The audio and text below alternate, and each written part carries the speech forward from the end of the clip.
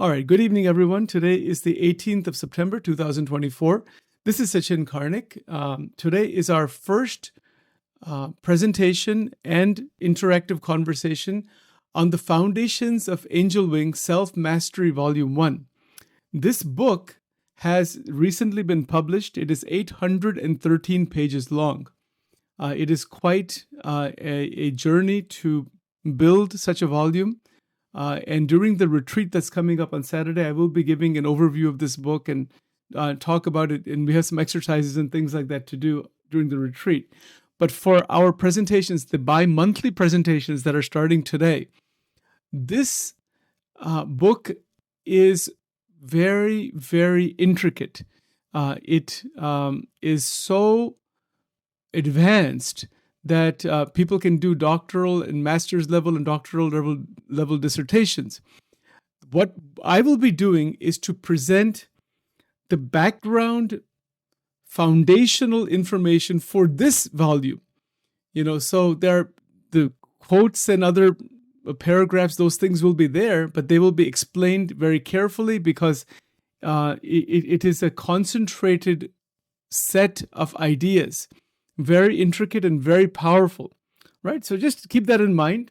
It's more important for me and for all of you to better understand, conceptualize, and apply these ideas in our lives, and then even discuss them with others as time goes on. Just a couple of other points before we begin the presentation, and that is that this book is available on Amazon for sale. If you want the physical book, you can go there and buy it from there, or you can wait until we order the additional physical copies, which will be cheaper. They'll be available during the monthly retreats. And the whole thing is available as a PDF for free. If you want that, I'll send that to you. Just send me an email or text message with your email address, and I will send that to you as an attachment. The reason we have to charge for it on Amazon, because Amazon has a minimum charge. Angel Wing is not really trying to make any money out of this or anything like that. But there will be some special time where Dr. BERMAN, Dr. CHETANA, me, and a bunch of others, we will all get together with our core group and some others to really have like a book opening ceremony. We want to do something like that, some special event regarding this, because this is quite an endeavor, and it is it is a major step for Angel Wing. All right. So having said that, today we're going to start talking about constructs. Before we can even get into this book, we need to understand this one point very clearly, because self-mastery is a construct. All 813 pages are an exposition on the construct of self-mastery, which is one of our 3 guiding principles. So what is a construct? So let's go through this very carefully, nice and easy. Okay, so the invisible scaffolding, introducing constructs. Imagine trying to describe a rainbow to someone who's never seen one. You might talk about colors, light, and rain, but these are just elements. The rainbow itself, the arc of color, bridging earth and sky, is something more. It's a phenomenon created by the interaction of these elements, visible only under specific conditions. This is an analogy. Similarly, psychology explores the invisible phenomenon of the mind, the phenomenon of the mind. Does the mind have phenomena? Yes. Phenomena meaning reality, existence, and the way we've talked about it, thoughts, emotions, memories, desires, energy. This is all phenomena of the mind. So we cannot directly observe thoughts, emotions, or personality traits, but we can see their influence in how people behave, interact, and experience the world. See, directly, we cannot see them as physical objects. Emotion is not something physical, like a tangible object we can see, or even a personality trait. But we can see how this inner world influences behavior, interaction with each other, and the experience of the world in general. This is where constructs come into the picture. And my humble request to all of you online, as well as anybody else listening to this later on, is to really get it crystal clear what is a construct. right? So without that clarity, this book is difficult to understand because it covers an unfolding of the constructs, which we're going to talk about. But the foundation of a construct needs to be crystal clear. So what are these constructs? So they act as the rainbows of psychology, providing a framework for understanding the unseen forces shaping human experience. Now, having said that, one of the simple definitions of construct is here. A construct is a concept or idea that we use to understand and explain complex phenomena. But it is not directly observable because it is inferred from patterns in behavior, thoughts, and feelings. Think of it as a mental tool, a label we create to represent something intangible yet undeniably present. Right? I hope that makes sense. I can explain it more if you want me to. Just please unmute and do ask questions. Now, significance across disciplines. Constructs are not unique to psychology. They are essential tools across multiple disciplines. Here are examples of constructs: intelligence, motivation, personality, self-esteem, anxiety, attachment. These are words that we use all the time. They are all constructs, meaning they are constructed by researchers as tools, as mental tools to do what? To describe or to label or represent that which is intangible directly. For example, the word intelligence, it's a word, right?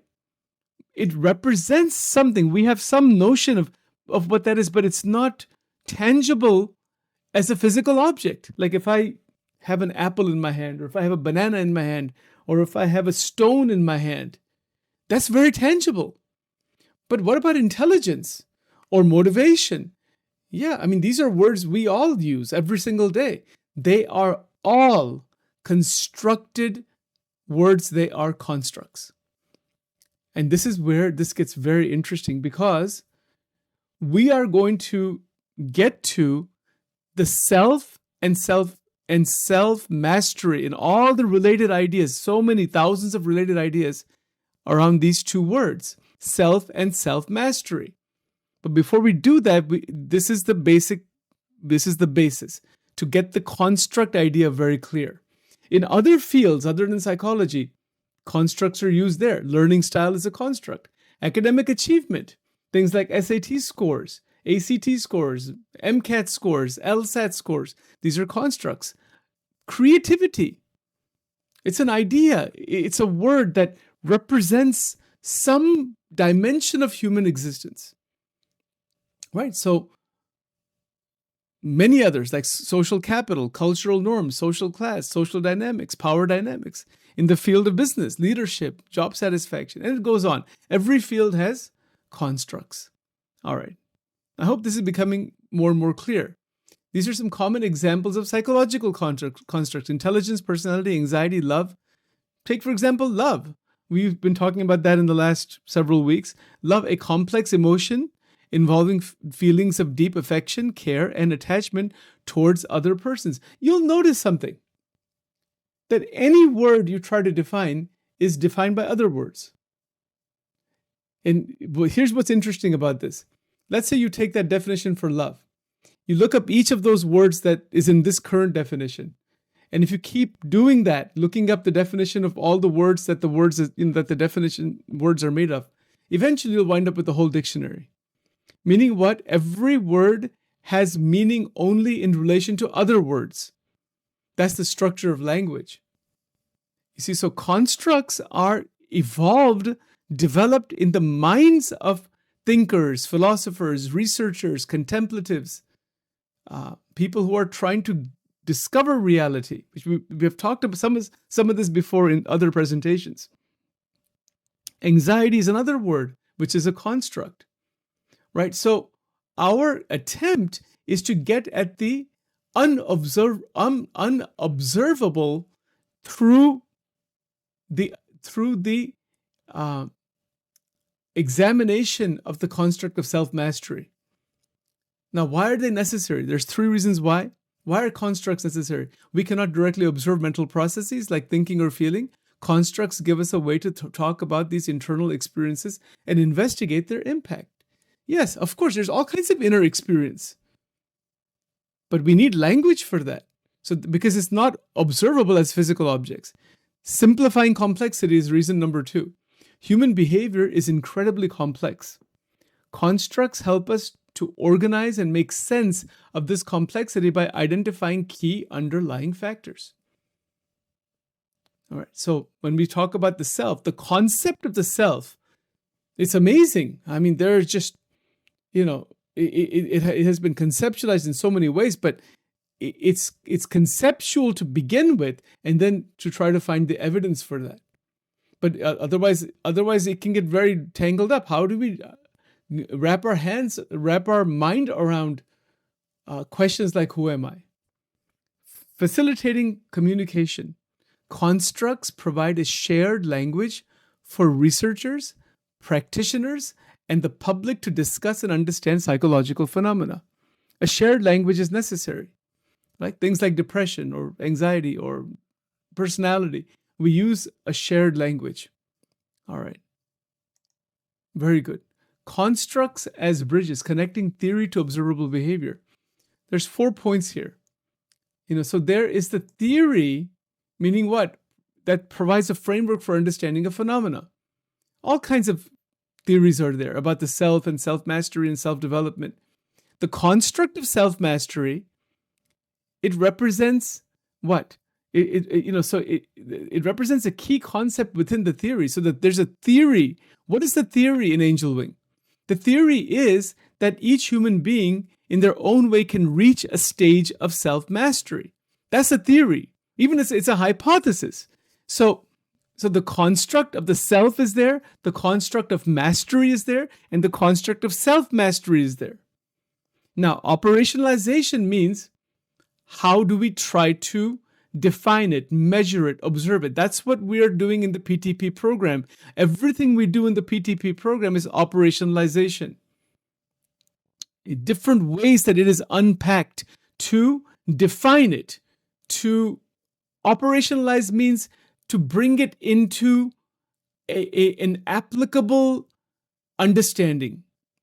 For example, we've been talking about energy, activated energy. That's a way to operationalize, meaning to bring into reality, bring into existence some dimension of the overall theory within which the construct lies, which is self-mastery. That's the construct. The overall theory is, we can still say self-mastery, but the overall theory is that each human being can reach a state of extraordinary development, something like that. That's the overall theory. It can be put in other language, right? And then there's the behavior. Provides concrete data that is used to test the theory. Is it really true that there's something like self-mastery? How do we know that? And so this entire volume, this 813-page volume, is the research base to show to the general public and to everybody else of the extensive research that has been done in multiple fields: neurology, neuropsychology, psychology, sociology, positive psychology, etc. It goes on. In so many ways, it shows that there is extensive research done to bring about to some extent proof that this is actually there, that there really is something like self-mastery. It's not simply just an idea or just a fanciful idea or something that somebody dreamt up someday. No, that's not the case. All right, so that's the behavioral aspect. And that's why we have this book that, with all the references and all the research. All right. Now, here's an example. All right. Social learning theory suggests that we learn by observing others. This is easy to understand. So what's the construct? Let's say you take a construct like aggression. It's a learned behavior. So operationalization would be counting the number of times a child hits another child after observing a model engaged in similar behavior. That's how you detect. It's a way of operationalizing the construct. That there's something like aggression. Well, how can we bring it into operation? Can we see it somehow? The behavior is the actual actual perception, but the operationalization is a stage where one is able to devise a method, a quantitative or qualitative method, to actually bring that construct into measurement, some type of measurement, right? So that's like counting the number of times a child hits another child after observing a model engaged in, after observing that person has modeled somebody else engaging in similar behavior. So that would be operationalization, that it's a learned behavior, right? This is how the research process works. All right. Very interesting. And then what's the behavior? Increased aggression in the child who observed the aggressive individual, the aggressive model. That's an example. So now there is scaffolding. Constructs, though invisible, provide the scaffolding upon which we build our understanding of the human experience. All of human experience that is talked about, our relationships, our feelings, our emotions, our ideas, our beliefs, our arguments, our likes, our dislikes, our, everything that we talk about in the human experience is all constructs, each and everything. Even the principles of physiology in the body are all constructs, like blood pressure, like homeostasis is an evolved construct. So in every area, in the entire economic system, capitalism is a construct, right? So this is key to understand. So constructs, though invisible, provide the scaffolding upon we build our understanding of the human experience. They are essential tools for measuring the mind, measuring processes within the mind, testing theories, developing interventions to improve people's lives. Like, for example, medications, depression medication, for example, that is given out. It begins with construct development. That what is the construct of depression? What are the normal range, abnormal range, typical range? And then within that, what are the quantitative, qualitative, operationalized measures? And then how does this medicine impact the brain chemistry, which changes the experience? That is the way that the behavior ultimately, or the experience, is measured. It's all what is called construct validity in research. If you may not have heard of this, if you have heard of it, that's fine. If not, something new for you to know, for all of us to know, right? Construct validity means, how do you know that there really is such a thing like anxiety? How do you know that there really is such a thing like high blood pressure? Well, you have to measure it. If the blood pressure is 150 over 100, we say that's high blood pressure. That means that that's based on the construct of blood pressure. It's the construct itself, and further development of that construct means high blood pressure. So for example, take self-mastery. We can say a state of self-confusion, self-diffusion, which is the opposite of self-mastery. It's at the very bottom level. That's why we're trying to, we create balance across dimensions. That's a construct, right? It's very interesting. So these are essential tools. That's what they are. The constructs are necessary. They are necessary to measure the phenomenon of the mind, testing theories. Self-mastery is a theory. It's a theory. Angel Wing is trying to test out if it is possible for people to actually develop that stage of realization. We believe so. It is our hypothesis that it is so. Now we want to actually devise all of our programs to bring that about. Okay. See, that's why this presentation is on the foundations of Angel Wing. We'll go very sequentially, step by step. Now, as we delve deeper into the world of constructs, we begin to appreciate the intricate ways in which these unseen forces shape who we are and how we interact with the world around us. Now, what does that mean? There are intricate ways in which the unseen phenomena of the mental world, the psychological world, the interaction with others, they shape who we are. They shape who we are because that is the development of individualized identity, which is also a construct. Please do interrupt at any point. If you have any comments, anything that pops up, you don't have to wait until I'm done. I will try to stop in about another 10 minutes or so and then open it up for comments. Otherwise, if you want me to go on, I will. I have a lot of material here sequentially, carefully written out here. So it's very interesting. But remember, how we interact with the world around us it depends on things like images in our minds. Those images and ideas and opinions and beliefs and biases and all that, these are also developed through the cultural conditioning, which has come about from the a priori knowledge. That's the Thursday evening presentation, tomorrow evening. So that is a more advanced level than this. That's the next level of exploration. That's why this tends to be more intricate. We need to understand all of this before we get to that Thursday evening presentation. In reality, that's the link. Okay. Now, having said this, let's move on. History of ideas, tracing the evolution of construct thinking. Right? Very interesting. Imagine trying to understand the concept of beauty. Is it inherent in the object, or is it in the eye of the beholder? We always say this, beauty is in the eye of the beholder. But hold on, let's back up for a moment. We use this word beauty. Again, we're going to show the construct evolution. So philosophers and artists have grappled with this question for centuries. What is beauty actually? I might say, I find the rose beautiful. I find the mountains beautiful. I use that word. But what is beauty in its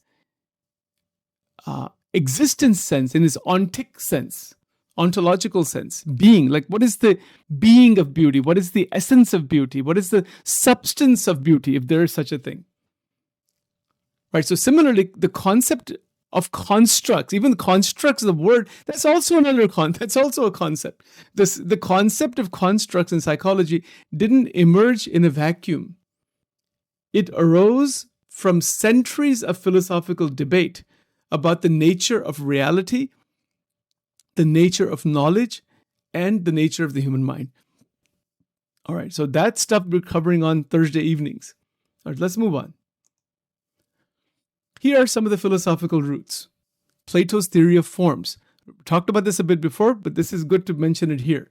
Plato proposed that true reality exists in a realm of perfect, unchanging forms. For example, beauty with a capital B, justice, truth. That it exists in some higher realm of perfect, unchanging forms. These not just physical forms, but conceptual forms. So is something like self-mastery, or is self-mastery existing in the realm of perfect, unchanging form? That's a philosophical question. When we perceive the physical world, or what we perceive in the physical world, are merely imperfect copies of these ideal forms.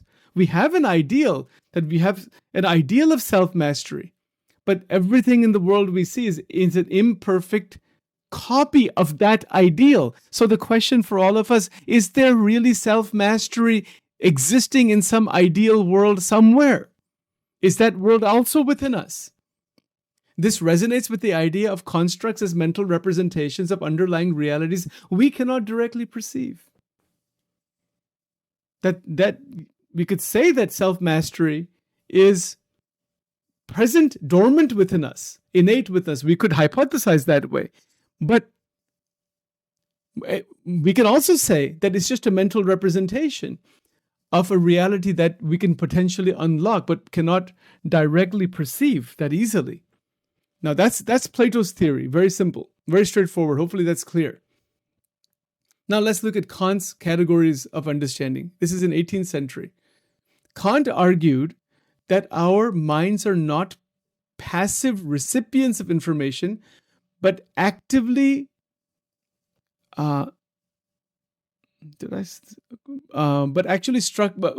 actively structure our experience of reality. Let me read that again. Kant argued that our minds are not passive recipients of information. This is interesting.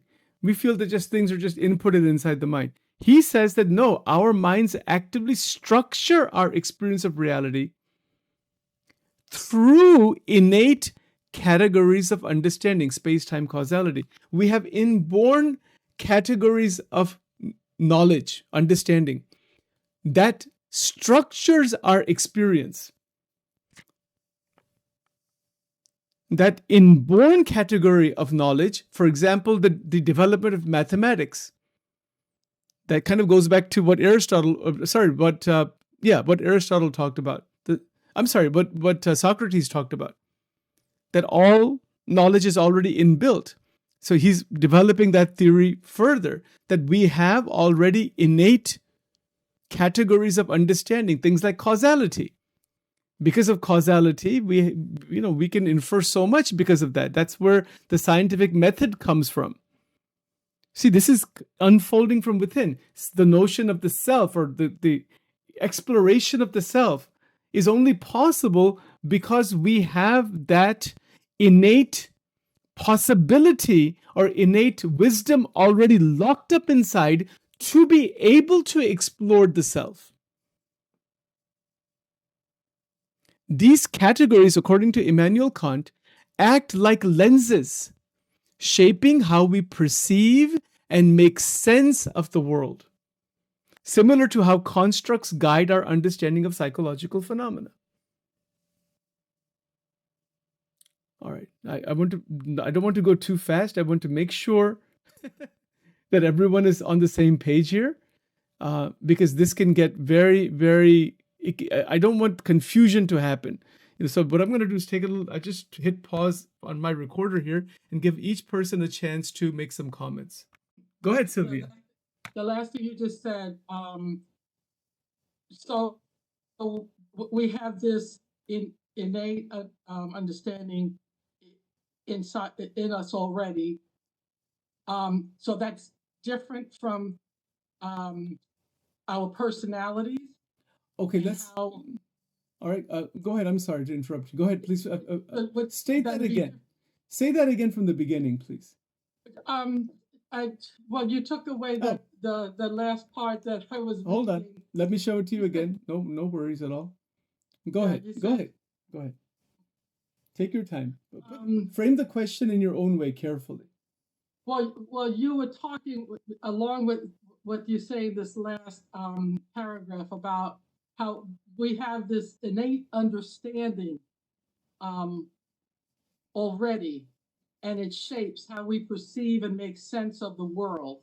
Okay, it makes sense. It shapes how we see things, perceive things, and make sense of the world. So what I'm asking is, so that's this innate understanding within us. Is that separate from what happens as our personalities develop, as our minds develop in a certain way, and we come to certain conclusions about things? That's also just particular to us. Whereas what I understand you're saying that Kant is saying is that this is for everybody. It's just innate wisdom and understanding that's inside of us. All right, so that's that's an excellent question. Let me try to repeat the question the way I understand it and make sure it's clear. It's a very good quality question. I mean, it's a very evolved question. So let's try to understand this slowly and carefully. A child is born into this world. Child begins to gain experience of the world, from parents and language and whatnot. What Kant is saying is that, yes, there is experience coming from the outside, but the inbuilt understanding phenomena, like the reason that a person, for example, experiences the wonder of a beautiful mountainous range. Let's take beauty, for example. Why? Why does that experience even exist? Because what Kant would say is that that's already the capacity to experience beauty is already inbuilt inside of us, and it is allowed to express through the mind, through the body, through the senses, in interaction with the outside world. Right? See, that's the amazing thing about this, that anything we understand in terms of knowledge, anything we understand, we can only understand it because there is the capacity to understand it at one level, but there's also an innate, natural truth that is present due to which this understanding is possible. I can only understand algebra, the point slope equation, y equals mx plus b. I can understand that, and I can feel that I understand it because my brain, my mind are functioning adequately, but something deeper than that is still present, and that's the mystery of the self. That's what this self, the good portion of this book, the beginning portion at least, talks about the mystery of the self before you get to self-mastery. The whole introduction talks about it. I'm just, we'll be getting to all that in the future, but that's the mystery, right? What is the self actually? Why is it that I understand the point slope equation? I see the world outside. I see the world of names and forms. I see, the mathematics that's coming to me. But how is it that I can understand that? Now, go ahead, please. I can accept and understand the fact that,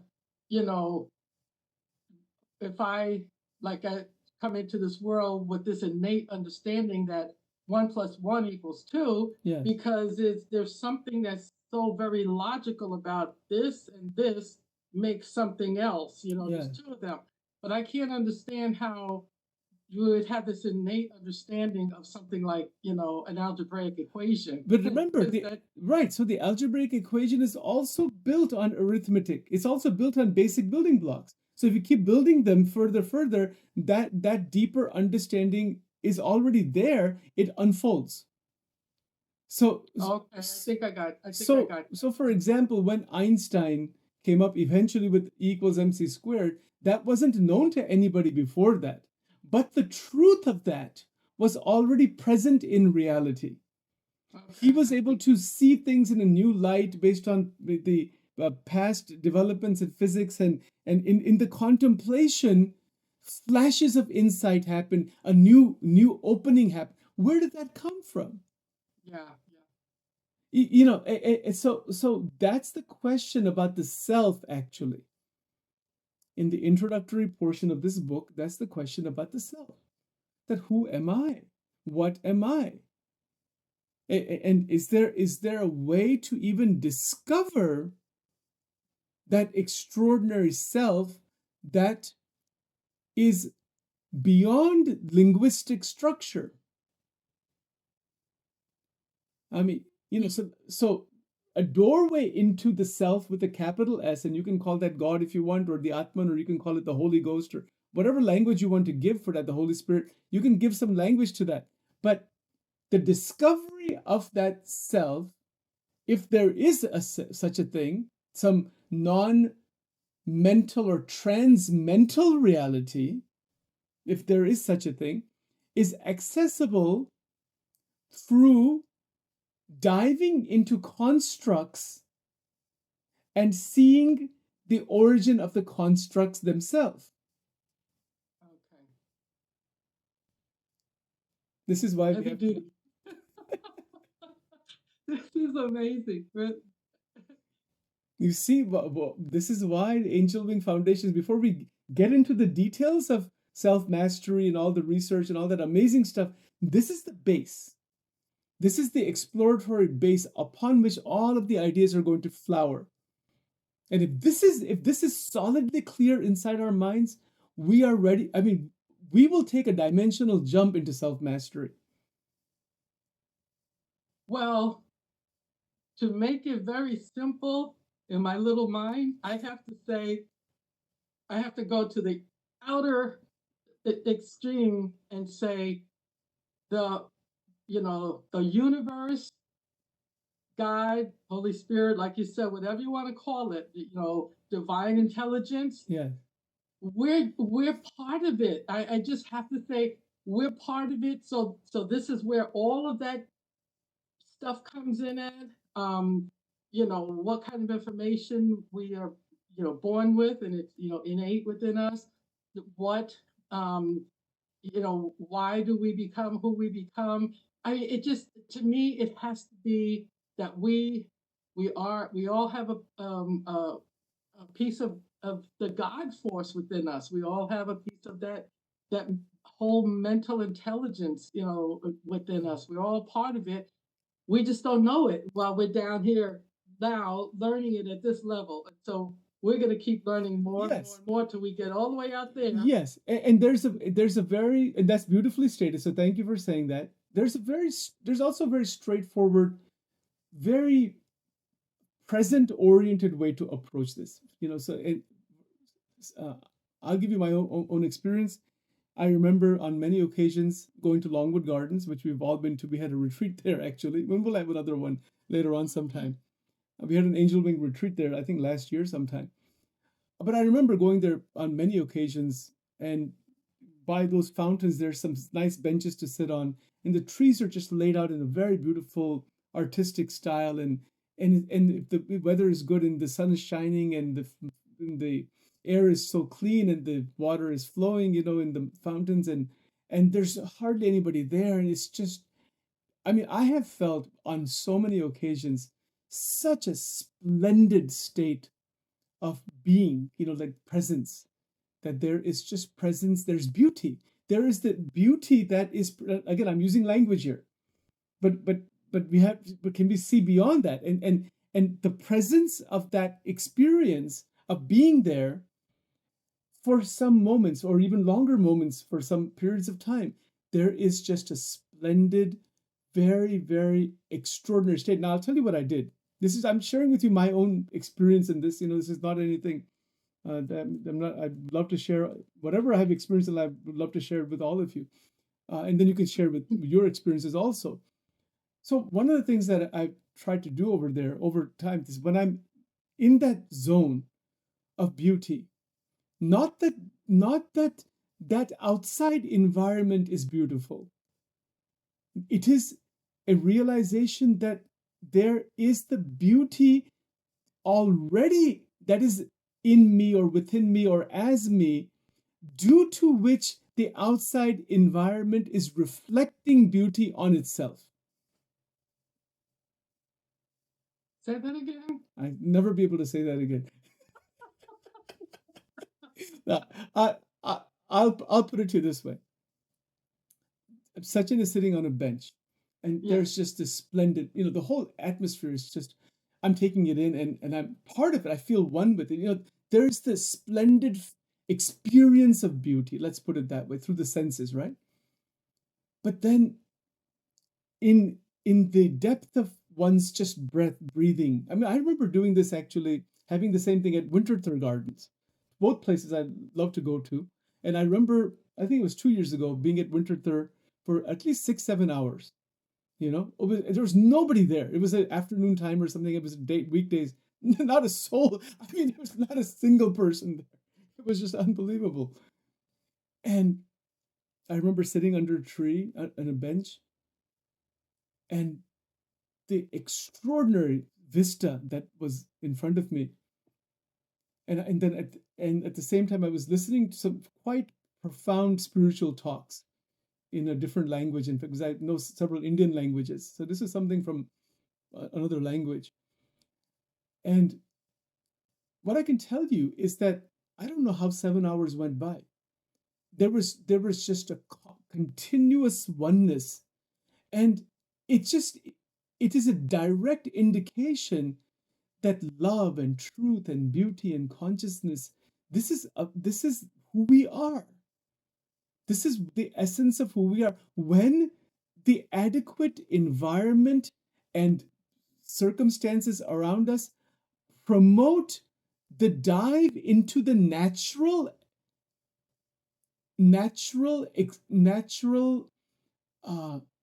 effulgence of the self to express itself.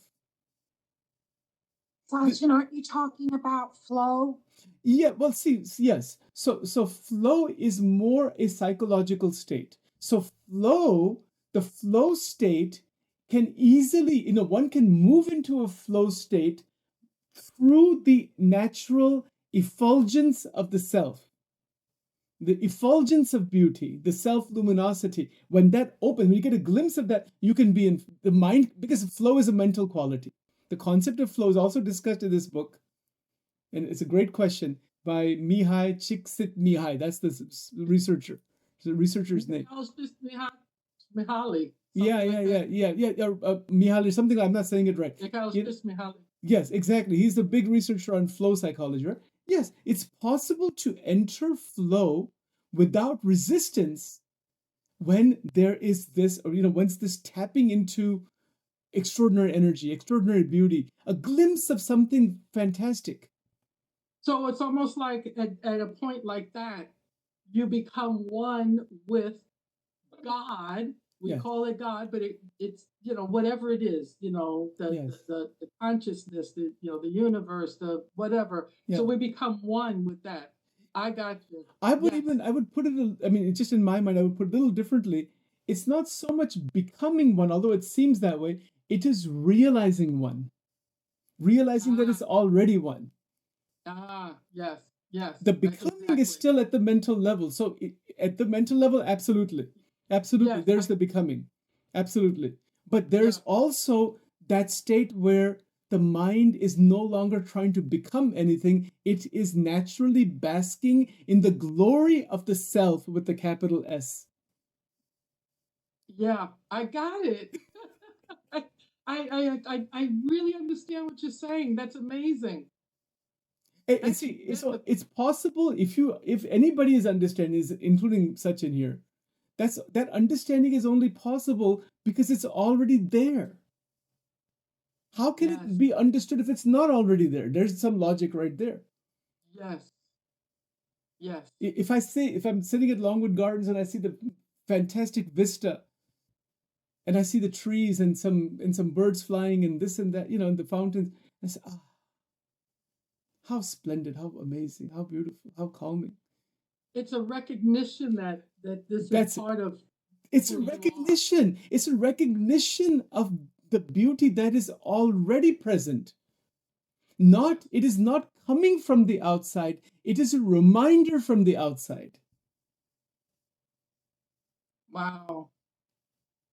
And so the constructs are all at the level of intellect and mind. So they are. That's where our lives reflect what we are actually, the level where we're resonating. Yes, is manifested through our lives. Yes. See, Christian, that's very beautiful. That the resonance is there between what is naturally present already beyond the flux of the mind and the outside world. So if we are in that resonance, even if one is in a very disturbed environment, one sees the disturbances, but the internal beauty sees the disturbances in a completely new light. That is where love, compassion, care, affection, good wishes, benediction, the benediction flows on those disturbances. In fact, it flows in all situations, whatever it might be. But I think we get, see, a very beautiful vista. It's a doorway into this reminder. A beautiful piece of music is a doorway into this reminder. Now, of course, if I'm just sitting at the bench for hours and hours, eventually the mind will get tired, the body will get tired. So, which is an indication that the beauty cannot be in that vista. It's not in the vista. It is actually the essence of who we are, or God's presence, if you want to use religious language, God's presence, due to which this is seen as beautiful, but it is for some period of time. If I just keep sitting there, eventually the experience will saturate, and if I mistake that experience for original beauty, I will get tired of it and turn it into pleasure. At the moment I turn it into pleasure, I'm gone. Wow. We take sense experiences and our mind converts it into pleasure, trying to sustain it, and that's where all the trouble begins. We step out of the dimension of beauty, and our mind reflects beauty into the experience of pleasure, and then we start chasing that. So then I said, I have to go to Longwood Gardens again because it was so enjoyable. So I'm chasing that again. So I go back there again. Maybe there's a cloudy this time. Oh, I'm not getting the same experience. Of course not. because I'm So putting it's all these contentment and peace within and without. exactly contentment, peace, wisdom. This is what self-mastery is all about ultimately. Self-discovery, self-mastery, self-enhancement. You can use any language you want. These are just words we're using. It's the construct that we are using to try to discover the reality of the self and the state of mastery, masterful living, without intrapsychic fragmentation and conflicts and troubles and all, without all of that. See, this makes me jump ahead to start wondering what is our purpose in this world, in this life. What is the purpose of life? So see the question carefully. See the question carefully. The question is a becoming oriented question. What I ought to become, what I ought to do, yes, that is at the mental level. But you can put the question differently, that the concept of purpose disappears when one is in being, in the being itself is effulgently arising. Its purpose is to exist. Its purpose is its own natural self-luminous existence. That's its purpose. Like the sun that is shining, its purpose is to shine. It's self-luminous. So then, just to go on and on forever, it just that's the ineffable, that's the transcendental, that is the divine, that is the state of samadhi, that is the state of transcendence, that is that dimension where the framework of time doesn't exist. You see, so even though we're living within the framework of time and causality and space, the Einsteinian world that we're living in, there is the possibility of, even though living in it, one has realized the being state, the discovery of the self, and with that discovery, in that discovery, even though activity is going on, there is that opening into the self that can never be put into language. It's where mystics, Christian mystics, they stop using language at some point. They cannot talk about it.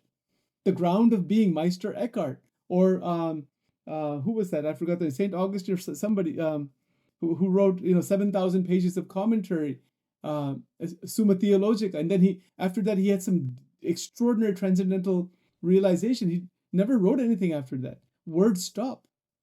There are two. This is only Sachin's commentary.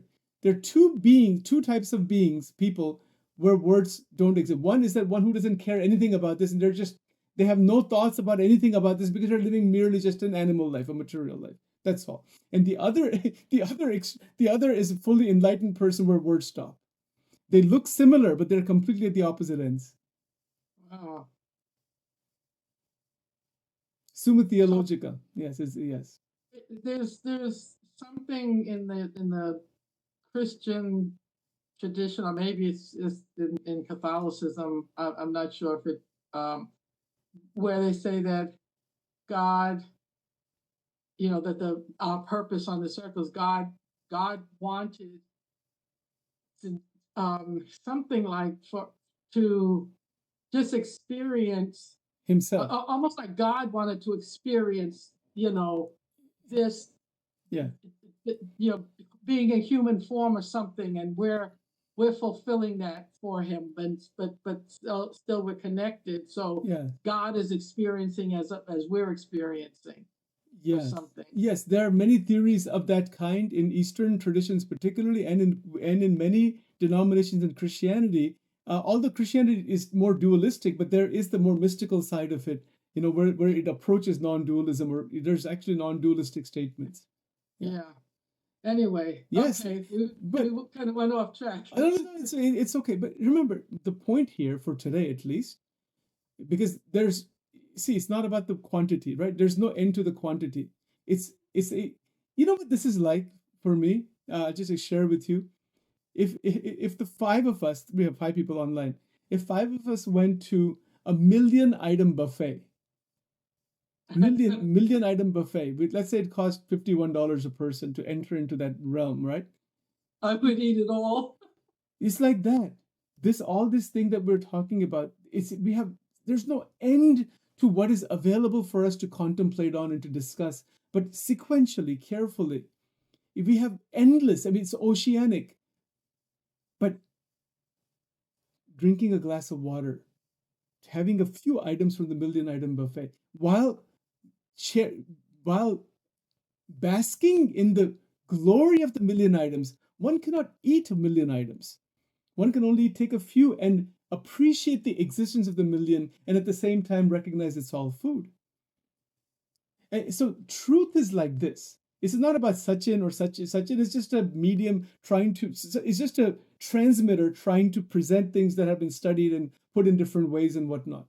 It's not about Sachin it's just a mechanism, but the truth that is actually there with the capital T, it's endless. There's no end to that. There's no boundary in that. The peace that passeth understanding, the transcendent reality, the transcendent being, that which we cannot imagine, that where our imagination itself cannot reach there. So all of this is an attempt to access that through flashes of realization. Even in today's conversation, I mean, I've discussed these things in many years in different places at different times, but now it's really pulling together, coming together. Every time we talk about it and go into it, there's some new flash of realization that comes from this. Yeah. Wow. Thank you for these comments. It's a real blessing. Other comments from Shuparna, from Milu, Christina, anybody wants to say anything?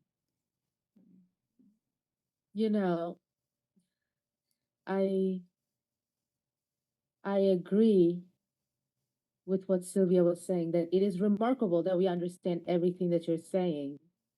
And it makes perfect sense, not just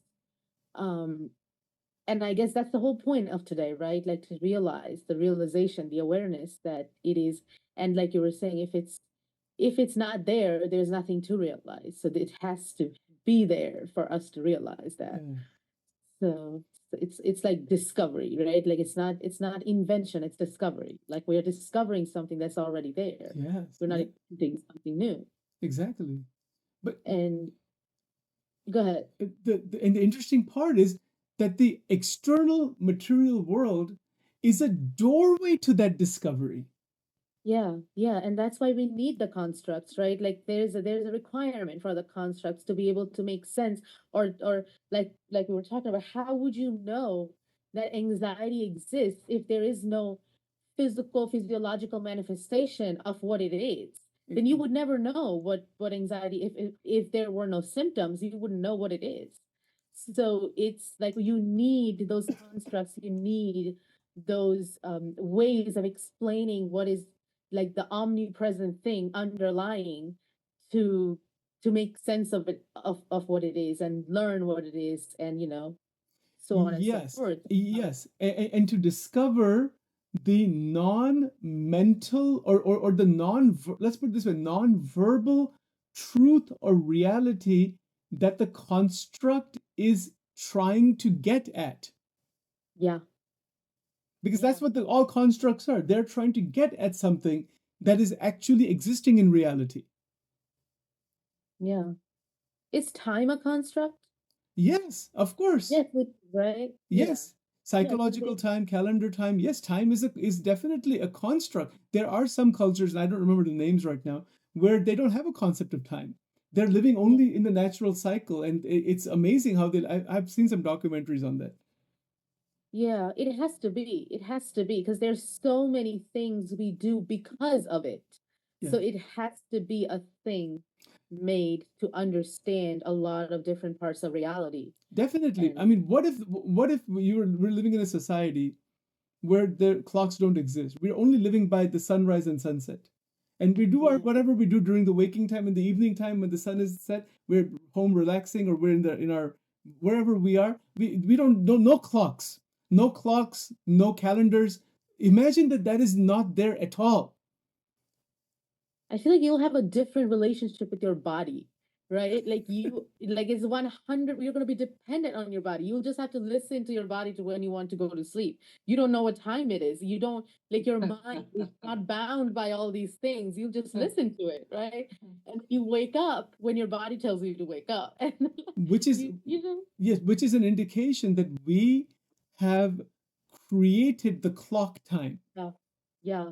And our dependencies on these Yes. constructs as well. Yes. Like great extent. Yes, definitely. Definitely. It's amazing. Well, it is 7:50. I'm happy to stay on. I mean, whatever you guys want to do, it's up to you. If you want to stop here, that's fine. If you want to ask, make more comments. We didn't hear from Milu at all. Anything? We didn't say anything.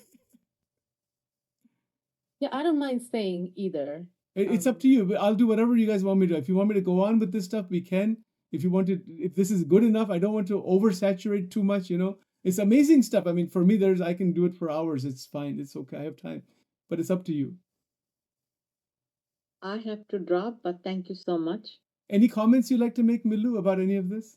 No, nothing. Okay, all right. Thank you so much. Wonderful. Well, have a wonderful evening. Yeah, you too. Bye. Okay. Bye. I mean, we'll see you Bye. Saturday. Yes. See you. Bye. I have Oh, to I won't be drop there as well. Saturday. No, Oh yeah. yeah, no, Milu's not able to make it yet. Okay. Okay. What would you? Okay, Yes. Christina's gonna leave. I might as well leave because I just got Okay. a message from my Sure. son. So yeah, because this is the kind of stuff that I have to think about this tonight when I'm going to sleep, Sachin. Then my brain's like woo woo woo. Yes. No, this was wonderful. I love this. I love this stuff. Okay. Wonderful. Okay. Okay. Then we'll say good night. Thank you all so much. We'll see you tomorrow. Saturday. Yes, and we will, and tomorrow evening is the Thursday evening presentation. Yeah. All right then. Take care. Okay. Bye-bye. Bye bye.